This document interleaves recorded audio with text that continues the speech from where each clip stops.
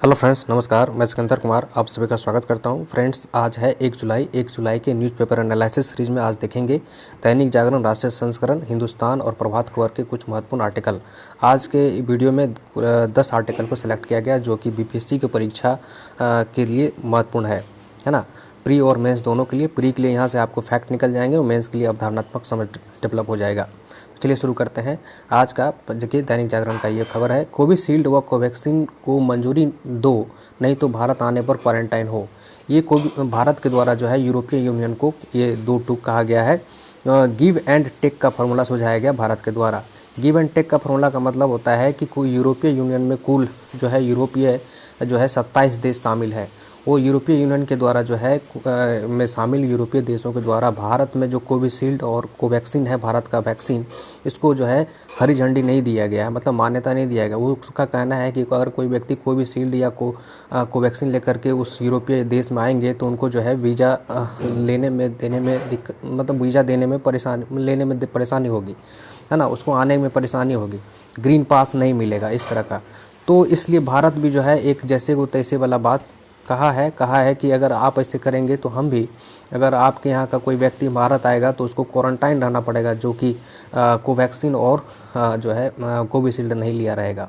तो इस तरह से दो टुका है, तब जा कर के जो है बात बन रहा है और दोनों यूरोपीय यूनियन और भारत के बीच में अब बात बनता नज़र आ रहा है। तो देखिए अब क्या होता है। अब भारत दलील भी दिया है कि जो है खतरनाक डेल्टा वेरिएंट को भी जो है खतरनाक डेल्टा वेरिएंट जो अभी कोरोना का नया आ रहा है उससे भी लड़ने में जो है सक्षम है यह कोविशील्ड, है ना, कोवैक्सीन, है ना, ये है। तो इस तरह से अब यूरोपीय यूनियन का भी कहना है ठीक है और इस पर अमल किया जा रहा है। तो ग्रीन पास जल्द ही मिलने वाला है कोवैक्सीन और कोविशील्ड को, भारत में निर्मित वैक्सीन को, है ना। तो बराबरी का प्रस्ताव है ये भारत के द्वारा, दो टूक कहा गया है, जो है ये गिव एंड टेक का फॉर्मूला सुझाया। अगला देखिए, कोरोना मृतकों के परिवार को मुआवजा दें केंद्र। सुप्रीम कोर्ट में यह मामला चल रहा था। केंद्र सरकार जो है पिछले बार जो सुनवाई चल रही थी सुप्रीम कोर्ट में कुछ दिनों पहले, तो केंद्र सरकार की तरफ से जो है जो अटॉर्नी जनरल तुषार मेहता है उन्होंने अपना जो है रखा था, अपनी बातों को रखा था। तो उसमें यही कहा गया था, केंद्र सरकार की तरफ से यही कहा गया था कि जो है 4 लाख मुआवजा नहीं दिया जा सकता है, आर्थिक स्थिति उतनी अच्छी नहीं है। तब जाकर के अभी सुप्रीम कोर्ट का निर्णय आया उसी मुद्दे पर। तो सुप्रीम कोर्ट का कहना है कि आपको तो देना ही पड़ेगा। 3.98 लाख से ज़्यादा लोग कोरोना से जान गंवाए हैं और उसी में खास करके 24,977 लोग जो है दिल्ली में जो है अपना जान गंवाया है कोरोना से। तो ये सुप्रीम कोर्ट ने कहा, मोटे तौर पर कहा है कि प्रक्रिया को सरल बनाएं, मृत्यु प्रमाण पत्र लेने में जो लोगों को परेशानी होती है उसको पहले तो सरल बनाएं और उसके बाद जो है उसमें तारीख मेंशन करें कब मृत्यु हुई है और उसमें कुछ टेक्निकली फॉल्ट है तो उसको सुधार करने का प्रयास करें और जब तक परिजन संतुष्ट न हो उसे ठीक करने का जो है एक सिस्टम बनाएं, है ना, उसको सही तरीके से प्रमाण पत्र दें। कर्मियों को जो दाह संस्कार स्थल पर जो कर्मी काम करते हैं उसको भी एक बीमा कवर दिया जाए, है ना। और इस तरह से उन्होंने सुप्रीम कोर्ट ने केंद्र सरकार को कहा और राष्ट्रीय आपदा प्रबंधन प्राधिकरण को निर्देश दिया, है ना, एनडीएमए को निर्देश दिया कि वह कोरोना से मरने वालों के परिजनों को मुआवजा देने के लिए जो है दिशा निर्देश जारी करे। मतलब सख्त होकर के कहा कि एनडीएमए जल्द से जल्द इस विषय पर दिशा निर्देश जारी करे, एक गाइडलाइन जारी करे। और सर्वोच्च अदालत ने केंद्र सरकार का यह आग्रह ठुकरा दिया कि केंद्र और राज्य सरकारों की आर्थिक तंगी के कारण सभी मौतों पर मुआवजा देना संभव नहीं। मतलब केंद्र सरकार और राज्य सरकार ने जो कुछ हाथ खड़े कर दिए थे तो इस चीज़ को जो है सुप्रीम कोर्ट ठुकरा दिया है। कहा कि जैसे भी हो व्यवस्था करिए, है ना, एक मापदंड तय करिए कि कितना रुपया देना है, लेकिन देना है, ठीक है। तो इस तरह से केंद्र का दलील खारिज कर दिया गया। 6 हफ्ते का समय दिया गया है शीर्ष अदालत के द्वारा और 4 लाख मुआवजे की मांग शीर्ष अदालत ने कोविड-19 में जान गंवाने वाले अधिक आश्रितों कानून के प्रावधान के अनुसार 4 लाख देने का प्रावधान है, लेकिन जो है इसमें कहा गया है कि आप अपना सरकार पर छोड़ दिया गया है, एनडीएमए पर छोड़ दिया गया है आपदा प्रबंधन पर, कि आप अपना एक गाइडलाइन बना सकते हैं, ठीक है, कि एक मापदंड बना सकते हैं, ठीक। इस तरह का कहा गया है सुप्रीम कोर्ट के द्वारा केंद्र सरकार को। अगला देखिए, 3.5 लाख गाँव में पहुंचेगा ब्रॉडबैंड इंटरनेट। देखिए हरियाणा, उत्तर प्रदेश समेत उत्तर भारत के 7 राज्य शामिल हैं इसमें और पूर्वोत्तर राज्य के जो 7 सिस्टर है वो सब शामिल है। तो इसमें जो है ये ब्रॉडबैंड जो है ऑप्टिकल फाइबर के माध्यम से पहुंचाया जाएगा और जो रविशंकर प्रसाद सिन्हा है, आईटी मिनिस्टर है, उन्होंने यह भी बात कही कि 1.56 लाख ग्राम पंचायतों को ऑप्टिकल फाइबर से जोड़ा जा चुका है और अभी बाकी है। तो इस तरह से जल्द ही उत्तर प्रदेश, हरियाणा, पंजाब, हिमाचल प्रदेश समेत 16 राज्यों के 361 लाख गाँव में ब्रॉडबैंड इंटरनेट पहुँच जाएगा। काम शुरू हो रहा है, होने जा रहा है। ठीक है, इन राज्यों में केरल, कर्नाटक, राजस्थान, हिमाचल प्रदेश, पंजाब, हरियाणा, उत्तर प्रदेश, मध्य प्रदेश, बंगाल के अलावा पूर्वोत्तर के सभी राज्य होंगे। इसका जो ये है पीपीपी मॉडल पर होगा, मॉडल ना सार्वजनिक निजी भागीदारी के आधार पर इसका जो है काम होगा। 19,041 करोड़ रुपए का इसके लिए बजट बाकायदा जो है मंजूरी मिली हुई है ना। तो ये चीज़ है, ब्रॉडबैंड सुविधा हो जाएगा तो लोगों को जो है इंटरनेट तक पहुँच 100% हो पाएगी। ठीक है, मर्जी से फंड नहीं कर पाएंगे मंत्रालय। इसमें कुछ महत्वपूर्ण मंत्रालय को छोड़ करके जो बाकी महत्वपूर्ण जिस मंत्रालय का महत्वपूर्ण नहीं होता है, उसके लिए जो है एक गाइडलाइन जारी किया गया है केंद्र सरकार की तरफ से कि वो अपने मन से कुछ खर्च नहीं कर पाएंगे, उसके लिए जो है जो ये लेना पड़ेगा। मर्जी से फंड नहीं खर्च कर पाएंगे मंत्रालय, है ना। कोविड-19 के कारण जो है भारत की अर्थव्यवस्था थोड़ा चरमराई है, इसको लेकर के मंत्रिमंडल के द्वारा यह निर्णय लिया गया है। ठीक, अगला है देखिए, महिला आयोग ने ट्विटर से हफ्ते भर में अश्लील सामग्री हटाने को कहा। जैसा कि हम जानते हैं ट्विटर जो है फंसता ही जा रहा है और उस पर जो है एक एफआईआर भी दर्ज हो गया है कि बच्चों से संबंधित जो अश्लील वीडियो को उसमें जो है कुछ लोग डाल रहे हैं उस प्लेटफॉर्म पे, ट्विटर के प्लेटफॉर्म पे, तो उस पर केस भी हो गया है ना, तो पॉक्सो एक्ट के तहत। तो महिला आयोग भी इसको संज्ञान में लिया है और कहा है कि जल्द से जल्द उस प्लेटफॉर्म, ट्विटर के प्लेटफॉर्म से इस तरह की अश्लील सामग्री को हटाया जाए, अन्यथा उस पर कड़ी से कड़ी कार्रवाई होगी। और कड़ी से कड़ी कार्रवाई करने के लिए महिला आयोग का जो अध्यक्ष है रेखा शर्मा, ये भी आपको ध्यान में रखना है। महिला आयोग का अध्यक्ष रेखा शर्मा ने जो है दिल्ली पुलिस कमिश्नर को भी इस विषय में एक पत्र लिखा है। ठीक है, उचित कानूनी कार्रवाई के लिए दिल्ली पुलिस को भी पत्र लिखा है। ठीक, ये एक था खबर। ग्लोबल वार्मिंग से बढ़ रहा है समुद्र का जलस्तर, मंडरा रहा है खतरा। आईआईटी खड़गपुर के कुछ वैज्ञानिकों ने शोध किया है कि ग्लोबल वार्मिंग से जो है पूरे जैसे ग्लेशियर पिघल रहे हैं और ग्लेशियर पिघलने के बाद जो है समुद्र का जलस्तर बढ़ रहा है। समुद्र का जलस्तर बढ़ने से जो समुद्र में अवस्थित कुछ द्वीप है वो द्वीप भी डूबने के कगार पर है। तो इसमें खास करके भारत के लक्षद्वीप समूह में, जिसमें कि 36 द्वीप शामिल है, 36 द्वीप में से जो है आपका कुछ द्वीप हैं जैसे कि चैलेट और अमीनी द्वीप के बारे में कहा गया है कि वो प्रति वर्ष 0.4 से 0.9 mm प्रति वर्ष जो है वो डूबता जा रहा है। तो ये एक शोध में आया है, तो ये बड़ा संकट का विषय है। तो इसी में कहा गया है कि जल्द से जल्द जो हो रहा है क्लाइमेट चेंजिंग में परिवर्तन जो आ रहा है क्लाइमेट में, उसको जल्द से जल्द सुधार किया जाए, नहीं तो फिर वो दिन दूर नहीं, कार्बन उत्सर्जन को कम किया जाए, नहीं तो वो दिन दूर नहीं जो जल स्तर बढ़ता जाएगा और लक्षद्वीप विलुप्त हो जाएगा, है ना। तो ये स्थिति हो गई है। तो ग्लोबल वार्मिंग को कम करने के लिए पेरिस समझौते पर भी अमल करना होगा, कार्बन उत्सर्जन कम करना होगा, ताकि जिससे कि जो है ग्लेशियर पिघले नहीं। अगला देखिए, राज्य सरकार ने लगाई यमुना में मछली पकड़ने पर रोक, है ना। दिल्ली सरकार ने जो है कुछ दिल्ली के आसपास के कुछ सेलेक्टेड क्षेत्रों में जो है मछली पकड़ने पर रोक लगा दिया है।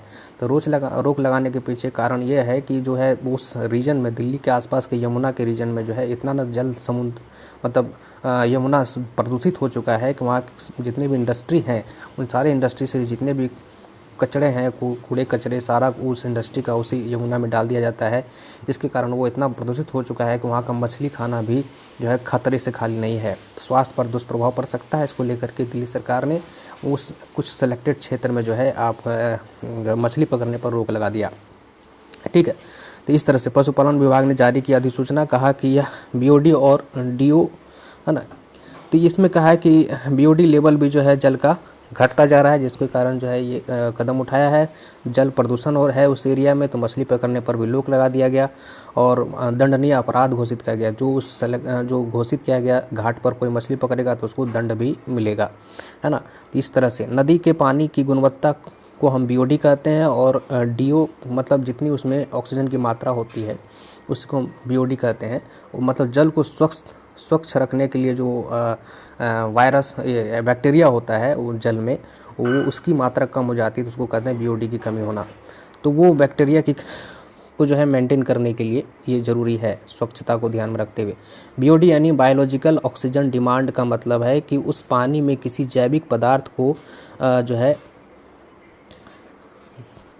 डिस्पोज सड़ाने डिस है ना सड़ाने कर मतलब करने के लिए कितनी बैक्टीरिया या सूक्ष्म जीव की कितनी ऑक्सीजन की ज़रूरत होगी। मतलब जल में जो भी कूड़ा करकट है या गंदगी है उसको खाने के लिए जो बैक्टीरिया को कितनी ऑक्सीजन की ज़रूरत होगी, उसी को हम कहते हैं बीओडी। जिस जल के बीओडी मात्रा कम होती है वो जल ज़्यादा प्रदूषित माना जाता है, इसलिए जो है वहाँ का बीओडी लेवल बहुत कम है ना। इसलिए जो है दिल्ली सरकार के द्वारा यह निर्णय लिया गया है। एक दिन में जयशंकर की 10 देशों के विदेश मंत्रियों से वार्ता हुई। अभी क्या है कि G20 देशों के विदेश मंत्रियों की मीटिंग हुई थी इटली के मोटेरा शहर में, है ना। मोटेरा शहर में हुई, तो इसमें जो है एस जयशंकर भी भाग लिए। एस जयशंकर भाग लिए तो उसमें जो है करीब 20 देशों में से 10 देशों के विदेश मंत्रियों से एक दिन में ही जो है एस जयशंकर ने मीटिंग कर लिया और द्विपक्षीय वार्ताएँ की। तो द्विपक्षीय वार्ताओं में जो है किन देशों से की एक ही दिन में लगातार, तो America, Britain, Japan, Spain, Italy, Canada, Singapore, Saudi Arab, France व मैक्सिको के विदेश मंत्रियों के साथ जो है द्विपक्षीय बैठकें की और साथ ही साथ G20 के बैठक को भी उन्होंने अटेंड किया, विदेश मंत्रियों का G20 का विदेश मंत्रियों का मीटिंग को, ठीक है। तो इसमें जो है अलग अलग देशों के विदेश मंत्रियों से मीटिंग किया, तो उसमें जो अलग अलग मुद्दों पर बातचीत हुआ। जैसे जापान से मीटिंग हुई, तो जापान से जो है हिंद प्रशांत क्षेत्र में जो भी गतिविधियां हो रही चीन के द्वारा उस विषय पर वार्ताएं हुई। आर्थिक गतिविधियों को लेकर के, आर्थिक द्विपक्षीय संबंध कैसा हो इसको लेकर के।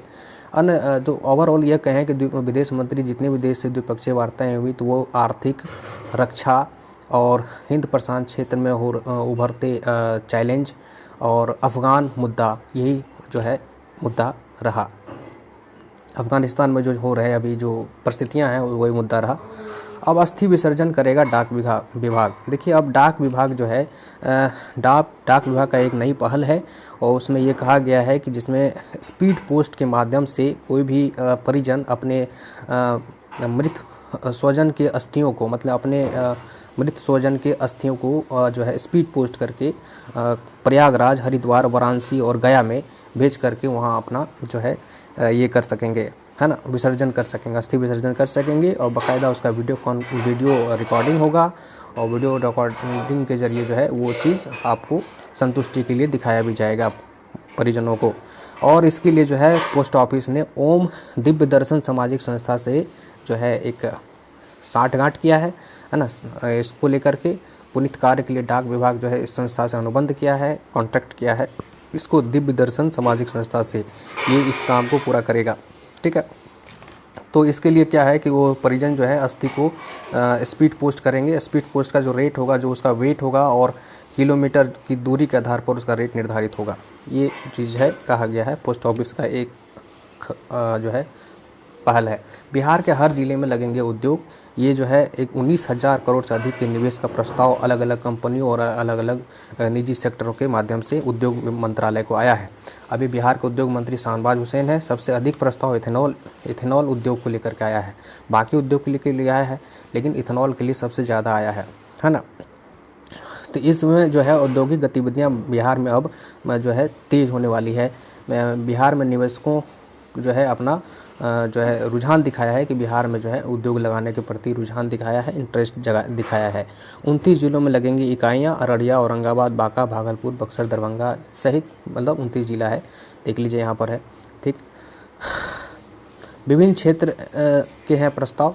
ऐसा नहीं है कि सिर्फ इथेनॉल इकाई में, और भी चीज़ जैसे खाद्य प्रसंस्करण उद्योग के लिए भी प्रस्ताव आया है, ठीक है।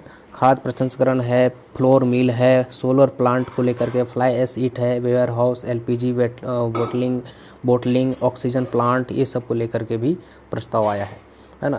तो ये है। बेगूसराय, जमुई, मुजफ्फरपुर में सर्वाधिक निवेश प्रस्ताव आया है। ये सरकारी सेवकों ने संपत्ति का ब्यौरा नहीं दिया तो होगा आपराधिक केस। ये बिहार सरकार के जो मुख्य सचिव हैं, बिहार सरकार के मुख्य सचिव त्रिपुरारी शरण, उन्होंने जो है अभी पत्र लिख करके सारे अधिकारियों को जो है सेवकों को, सरकारी सेवकों को यह सख्त आदेश दिया है कि संपत्ति का ब्यौरा दें, नहीं तो आपराधिक केस दर्ज होगा। अचल संपत्ति व गाड़ी खरीद बिक्री की जानकारी 1 माह के अंदर देनी होगी, है ना। सभी कर्मचारी जो भी हैं उनको ये सब जानकारी देना होगा। विरासत में संपत्ति मिली है तो इसकी भी जानकारी जो है सरकार को देनी होगी। भ्रष्टाचार पर अंकुश लगाने के मकसद से ये व्यवस्था की गई है, ठीक है। ये है। आटा सट्टा कुप्रथा से परेशान होकर विवाहिता ने कुआं में कूदकर दी जान। देखिए ये जो है राजस्थान की खबर है। राजस्थान में यह प्रथा चलती आ रही है पिछले 200 सालों से। तो ये प्रथा क्या है कि जो भी पति पत्नी होते हैं उनके पति पत्नी के भाई बहन भी आपस में शादी करते हैं। इससे परेशान होकर के जो है एक जो है आत्महत्या कर ली है विवाहिता ने। तो है ये एक कुप्रथा है जिसको झेलना पड़ता है लोगों को। तो इसको जो है कुप्रथा है तो इसे हटना चाहिए। रूसी यान अंतरिक्ष केंद्र के लिए रवाना। देखिए एक है कि अंतरिक्ष केंद्र में जो अंतरिक्ष स्टेशन है वहाँ पर जो है रूसी मानव रहित मालवाहक यान अंतरिक्ष केंद्र को सामान की आपूर्ति करने के लिए बुधवार को प्रक्षेपित किया गया। तो वहाँ पर कुछ सामान की कमी हो गई जिसको आपूर्ति करने के लिए यह यान को भेजा गया रूस के द्वारा, ठीक है, अंतरिक्ष स्टेशन में। तो कजाकिस्तान के बैकनूर से सोयूज रॉकेट से जो है रात 11 बजे भेजा गया, प्रक्षेपण किया गया। रूसी मानव रहित मालवाहक यान से इसको भेजा गया। अंतरिक्ष स्टेशन में ये क्या पहुंचाएगा, तो सामग्री वगैरह पहुंचाएगा वहाँ, ठीक है। तो ये है आज की वीडियो में बस इतना ही। थैंक यू, धन्यवाद।